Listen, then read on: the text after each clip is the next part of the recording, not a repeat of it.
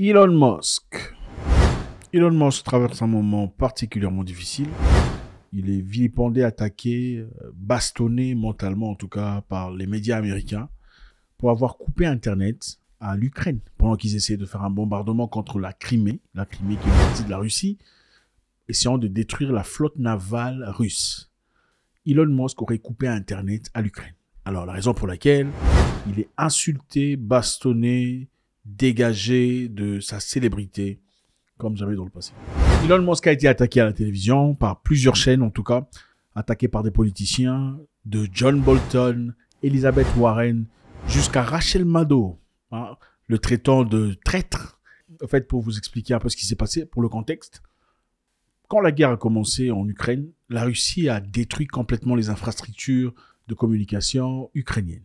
Vous savez, quand on fait la guerre à quelqu'un, la première chose qu'on fait, on essaie d'attaquer les infrastructures, question de détruire un tout petit peu la communication de l'ennemi.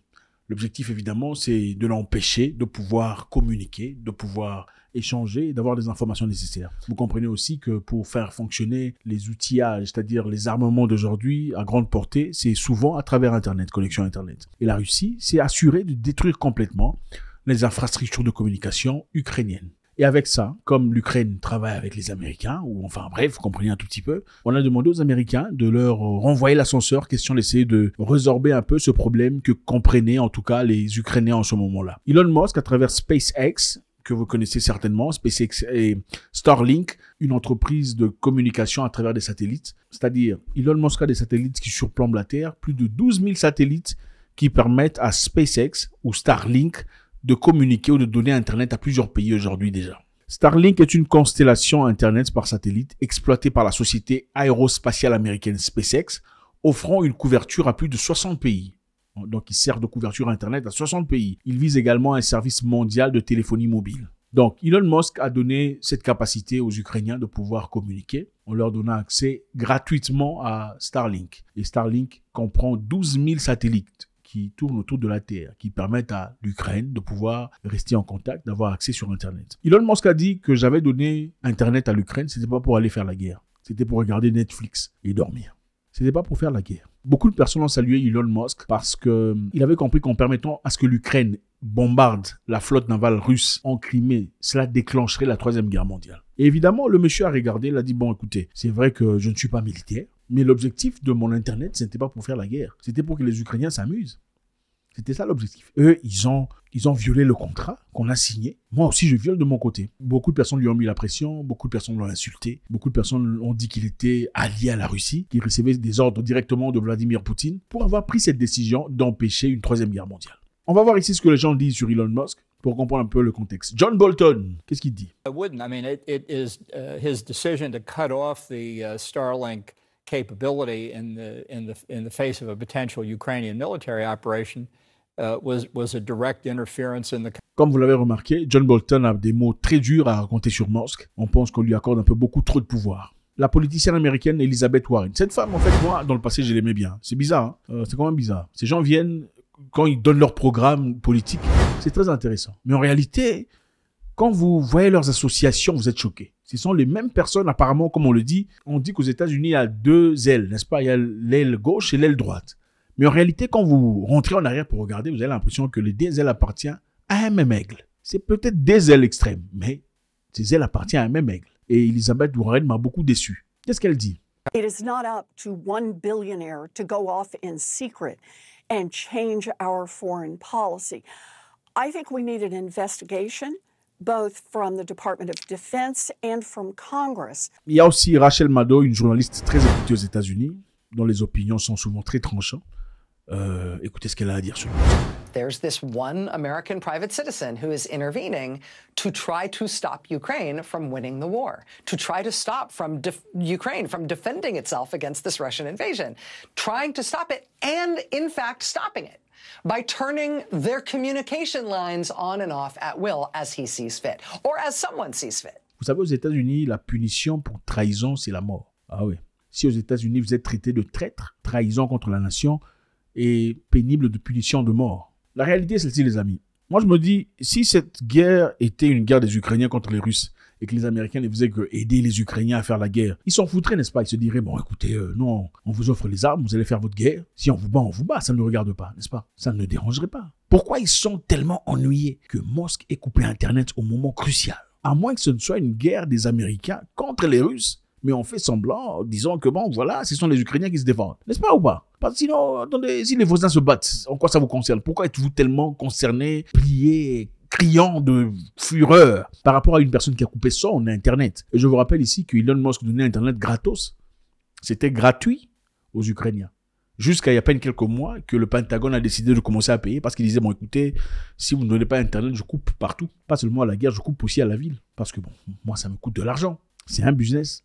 Finalement, les Américains ont décidé de commencer à payer Internet chez Elon Musk. Il faudrait comprendre ici, les amis, c'est très clair. La guerre, c'est du business. C'est du business parce que les États-Unis, par contre, envoient beaucoup d'armes aux Ukrainiens pour aller faire la guerre. Des milliards en valeur de dollars pour aller faire la guerre. Mais en même temps, plus de 500 000 sans-abri vivent à New York seulement. Quel contraste. 500 000 sans, ça c'est beaucoup de personnes qui vivent dans les égouts, dans les cages, dans les maisons abandonnées. Ne pensez-vous pas qu'un simple 1 milliard de dollars pourrait faire un grand changement, en tout cas radical, dans la vie de ces personnes? Mais bon, on préfère envoyer ça en Ukraine. Pourquoi on envoie ça en Ukraine? Parce qu'il y a un retour sur investissement. C'est de l'investissement. Les armes que les Américains envoient aux Ukrainiens, c'est pas gratuit. Hein. Il faut que l'Ukraine repaye. Il faut que l'Ukraine rembourse, renflue. L'Ukraine doit rembourser cet argent avec intérêt. Et puis les armes n'appartiennent pas aux Américains. Les armes appartiennent aux entreprises privées qui vendent des armes. Ce sont les entreprises qui ont besoin de guerre pour se faire de l'argent, n'est-ce pas? Raytheon, Lockheed Martin, par exemple, Boeing, oui, Boeing vend des armes. Boeing, c'est pas seulement l'avion que vous connaissez. Hein. Boeing vend des armes. Ils font beaucoup d'argent en vendant des armes qu'en faisant des avions. Ah oui. Maintenant, vous dites-moi, une entreprise qui se fait de l'argent, des milliards de dollars, à chaque fois que les Américains envoient des armes en Ukraine, eux font des bénéfices. Vous pensez qu'eux veulent la paix? Non, ils ne peuvent pas vouloir la paix. S'il y a des entreprises qui partent déjà en Ukraine pour évaluer comment reconstruire le pays, vous pensez que ces entreprises veulent que la guerre finisse? Non, attendez. Une entreprise qui aura le contrat de reconstruire le pays, cette entreprise préférait signer un contrat de reconstruire 200 maisons ou 200 000 maisons détruites. C'est évident. 200 000, c'est mieux que 200 maisons. C'est du business. Maintenant, si une politique ou une vie est formée sur base de crise, la richesse est formée à chaque fois qu'il y a une crise. Vous pensez qu'il y aura sécession de crises? Les crises ne s'arrêteront jamais. Si à chaque fois que les gens sont malades, les gens se font des milliards de dollars. À chaque fois qu'il y a la guerre, les gens se font des milliards de dollars. À chaque fois qu'il y a des problèmes, vous pensez que les problèmes, la guerre, les maladies finiront? Non, ça finira pas, c'est clair. S'il y a des maisons qui tombent, qui sont détruites, on se fait de l'argent. C'est du business. C'est ça le monde capitaliste extrême. Elon Musk a décidé de couper Internet. Sa raison est celle-ci. Elle dit, la raison pour laquelle j'ai coupé Internet, c'est simple. C'est parce que les États-Unis ont sanctionné la Russie. En réalité, les États-Unis ont sanctionné la Russie au début de la guerre. Vous vous en souvenez, n'est-ce pas? Aucune entreprise américaine n'a le droit de pouvoir charpenter, charbonner ou échanger, commercer avec une entreprise russe. Aucune entreprise américaine ou enregistrée aux États-Unis n'a le droit d'échanger avec les Russes. C'est-à-dire, si vous le faites, vous êtes sanctionné. Et c'est la raison pour laquelle Elon Musk dit, comme vous avez dit ça, que nous avons sanctionné la Russie. Alors, moi aussi, mon entreprise Starlink a aussi sanctionné la Russie.